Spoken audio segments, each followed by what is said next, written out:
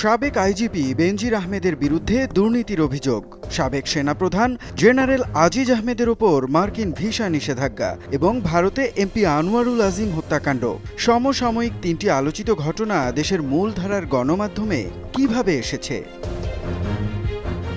গত ৩১ মার্চ ও ২ এপ্রিল বেনজিরের ঘরে আলাদিনের চেরাগ এবং বনের জমিতে বেনজিরের রিসোর্ট শিরোনামে আলাদা দুটি অনুসন্ধানী প্রতিবেদন প্রকাশ করে কালের কণ্ঠ পত্রিকা। এরপরেই একে একে প্রকাশিত হয় আরও রিপোর্ট। বিভিন্ন সূত্রের বরাতে দেয়া হয় সাবেক পুলিশ মহাপরিদর্শকের দুর্নীতির নানা ফিরিস্তি।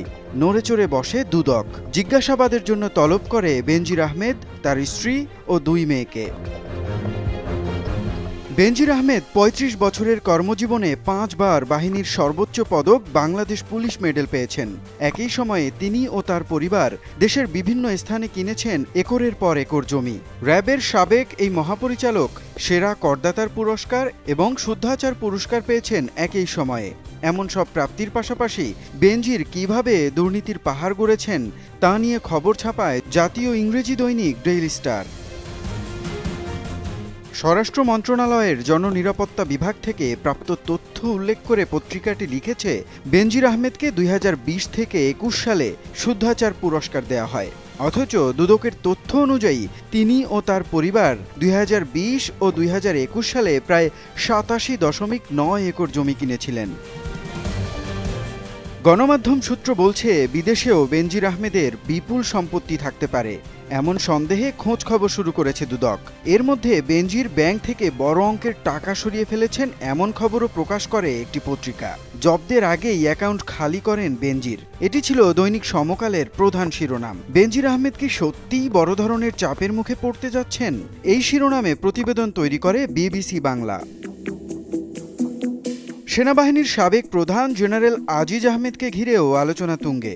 সেনাপ্রধান থাকা অবস্থায় দুর্নীতি ও ক্ষমতার অপব্যবহারের অভিযোগে মার্কিন যুক্তরাষ্ট্রের ভিসা নিষেধাজ্ঞায় তার নাম আসার পর থেকেই রহস্য দানা বাঁধছে। জেনারেল আজিজ দায়িত্ব গ্রহণ করেছিলেন ২০১৮ সালের ২৫ জুন। ২০২১ সালের ২৩ জুন পর্যন্ত তিনি সেনাপ্রধানের দায়িত্বে ছিলেন। গণমাধ্যমের প্রকাশিত খবর অনুযায়ী জেনারেল আজিজ আহমেদের দুর্নীতির অনুসন্ধান চেয়ে দুদকে আবেদনও করা হয়েছে এরই মধ্যে।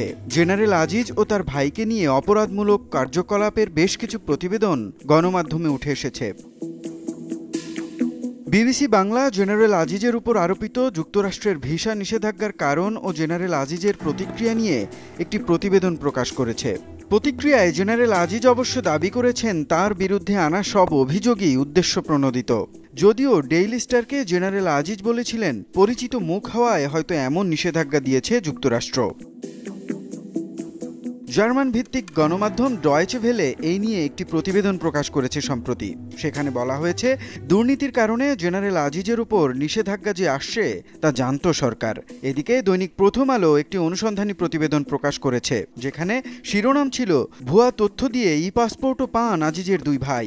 প্রতিবেদনটিতে সংশ্লিষ্টদের বরাতে বলা হয়, ক্ষমতাধর ব্যক্তির স্বজন হওয়ায় তাঁদের বিরুদ্ধে কোনো ব্যবস্থা নেওয়ার বিষয়টি আমলেই নেওয়া হয়নি। এদিকে কঠিন সময়ে বেনজির আজিজ, যুগান্তর পত্রিকা এমন শিরোনামে একটি প্রতিবেদন প্রকাশ করেছে। সব ঘটনা ছাপিয়ে গত কয়েকদিন ধরে আলোচনার তুঙ্গে কলকাতায় খুন হওয়া ঝিনাইদহ ৪ আসনের সংসদ সদস্য আনোয়ারুল আজিম আনার। নৃশংসভাবে খুন হওয়া আনারের দেহাবশেষ খোঁজার বিষয়টি ছিল আলোচনার শীর্ষে।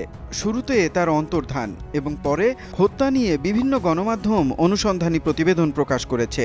রাজনৈতিক কারণে খুন হয়েছে কিনা খতিয়ে দেখার অনুরোধ জানিয়েছেন আনোয়ারুল আজিমের মেয়ে। এমন শিরোনামে খবর প্রকাশ করেছে প্রথম আলো। বাংলা ট্রিবিউনের প্রতিবেদন অনুযায়ী খুনির সন্ধানে সিআইডি এবার নেপাল যাচ্ছে। অন্যদিকে দৈনিক ইত্তেফাকের এক প্রতিবেদনে দেখা গেছে, স্বর্ণ চোরাচালান, খুন-খারাবি সহ নানা অপরাধের সাথে সংসদ সদস্য আনোয়ারুল আজিম আনারের সম্পৃক্ততার খবর। নিকারি পরিবারের আনোয়ারুল আজিম সম্পর্কে আরও যা জানা যাচ্ছে, এই শিরোনামে লেখা এক প্রতিবেদনে বিবিসি বাংলা লিখেছে, মিস্টার আজিম নিজেই তার নির্বাচনী হলফনামায় ২১টি মামলার তথ্য দিয়েছিলেন, যার মধ্যে হত্যা ও চোরাচালানের মামলাও ছিল। এই ৩টি ঘটনা নিয়ে সাধারণ মানুষের মধ্যেও আলোচনা তুঙ্গে। বিভিন্ন মাধ্যমে তারাও খোঁজ খবর রাখছেন। কেউ কেউ সোশ্যাল মিডিয়ায় নিজেদের মতামতও তুলে ধরছেন। মুনিম রাব্বি, যমুনা নিউজ।